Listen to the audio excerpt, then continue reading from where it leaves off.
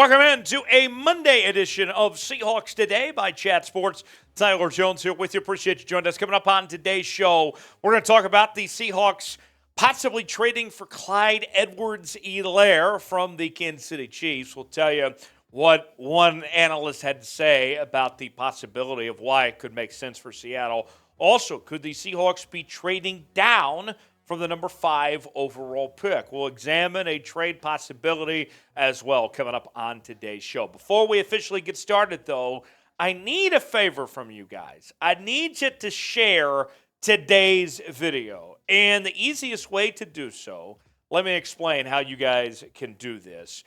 Go to the share button, click the Twitter icon, and click post to Twitter. And for everyone that shares today's show on Twitter, tag me in it, let me know, and we're going to shout you out in the show. We want to show you some love. We appreciate that you guys are willing to invest in us and be a part of what we're doing here on the channel. So if you could share that, that would be awesome for us, and we'll go ahead and get started with today's show. Bleacher Report has named Seattle as the best potential fit for Chiefs running back Clyde Edwards-Helaire in a trade. Now, think about this if you're the Seattle Seahawks. You lost Travis Homer. You lost Rashaad Penny.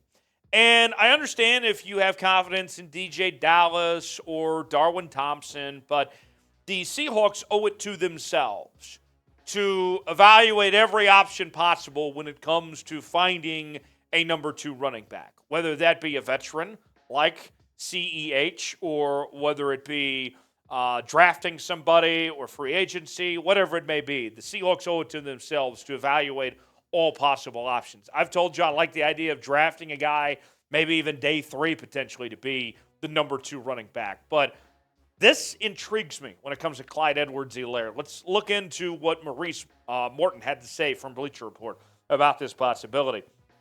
Buried in the running back rotation, Edwards-Helaire needs to go elsewhere for a bounce-back campaign. According to ESPN's Jeremy Fowler, some teams will eye the Chiefs ball carrier as a trade option. Because of a sluggish running back market, Kansas City shouldn't expect much in return for Edwards-Helaire, maybe a late-round pick. The Seattle Seahawks should push to acquire Edwards-Helaire to replace Rashaad Penny, who signed with the Philadelphia Eagles in free agency. The Seahawks can pair Kenneth Walker III and Edwards-Helaire in their backfield. The former would handle early down touches, while the latter carves out a pass-catching role on third down. Now, personally, I have always been a fan of Clyde Edwards-Helaire, dating back to his days at LSU, and remember what he did being a part of that LSU team alongside Joe Burrow and Jamar Chase, Justin Jefferson, that won a national championship, arguably the greatest college offense of all time. And he was a solid runner back then and a very good pass catcher. He hasn't been able to stay healthy. That's a problem, but that was the same issue with Rashaad Penny. And you're not asking him to be your lead back. You're asking him to be your number 2. So his chances of staying healthy are more likely as your number 2 running back. With that said, to me, I think that's a good balance between him and Kenneth Walker, a good 1-2 punch of him being that receiving third down back, and would be a very nice asset for this Seattle Seahawks team, I think. And then, what did I tell you earlier? That I liked the idea of potentially drafting a late-round running back.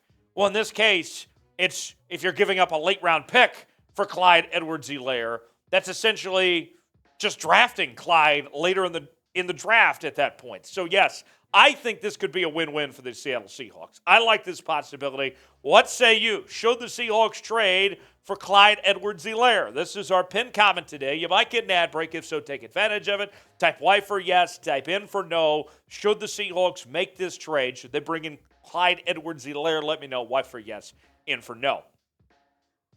Let's stay on the topic of trades today. Bleacher Report is suggesting the Seahawks could trade out of their number 5 overall selection. Remember, the Seahawks hold 2 first-round picks. They're at 5, and they're at the 20 position. So that provides the Seahawks with some potential flexibility to make a move of some sort. So, with that said, where could they potentially be trading down from? Let's evaluate what Alex K had to say.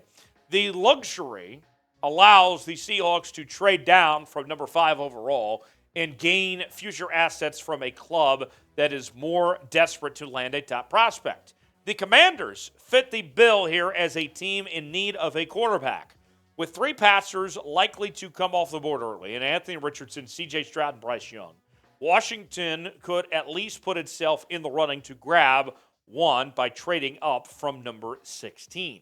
So here is the trade idea that Bleacher Report is putting out there, and it's starting to gain some traction. People have been talking about it a lot the last couple of days, of the Seahawks trading down from 5 and going to 16, while also acquiring a 4th-round pick this year at 118 overall, and then also getting a 2024 first-round pick. And so if you're the Seahawks, you move down, but you stockpile these picks, and you start adding more picks for the future to keep this trend ongoing of some sorts. It sounds pretty fascinating, pretty interesting, right?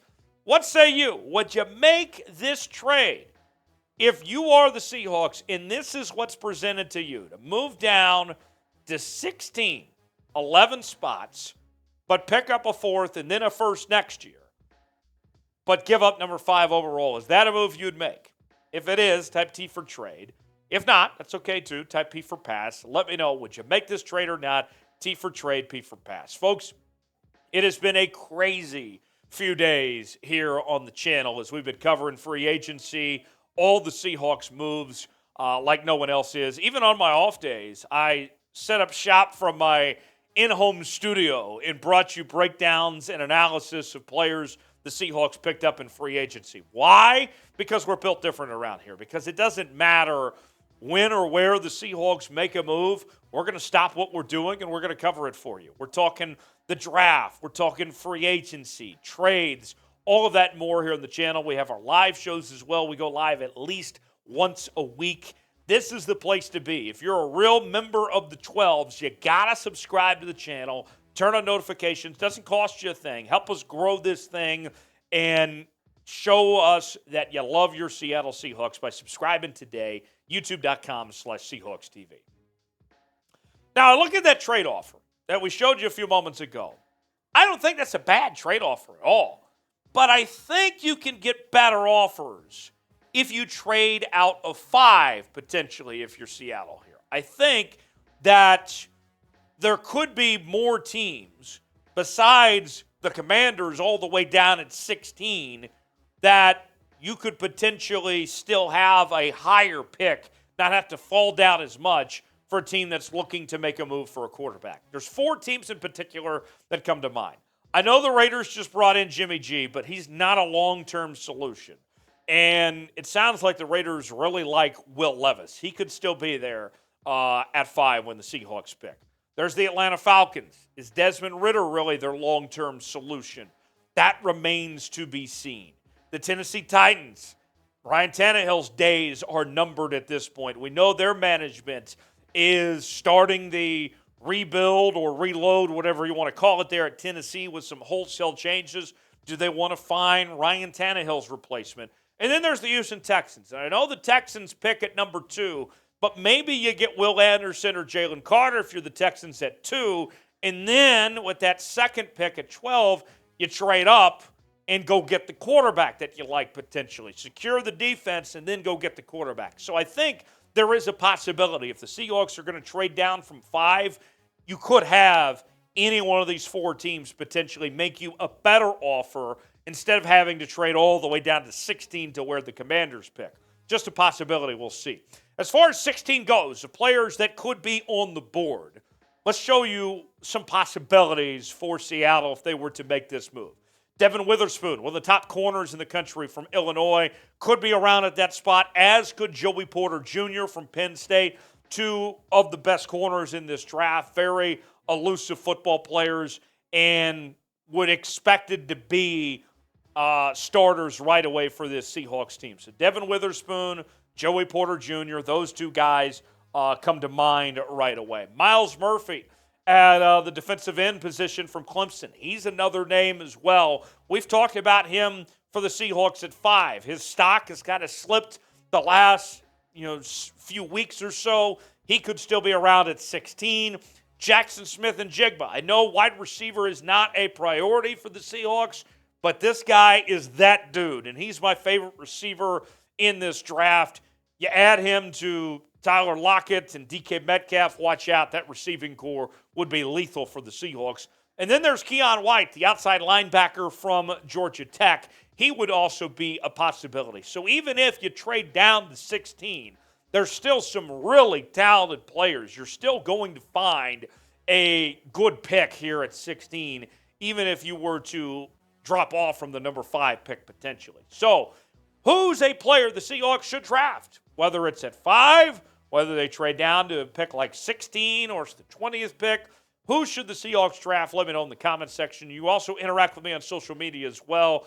Twitter, Instagram, and Facebook at Tyler Jones Live. You can find me there. And I will see you next time right here on Seahawks Today. Thanks for joining.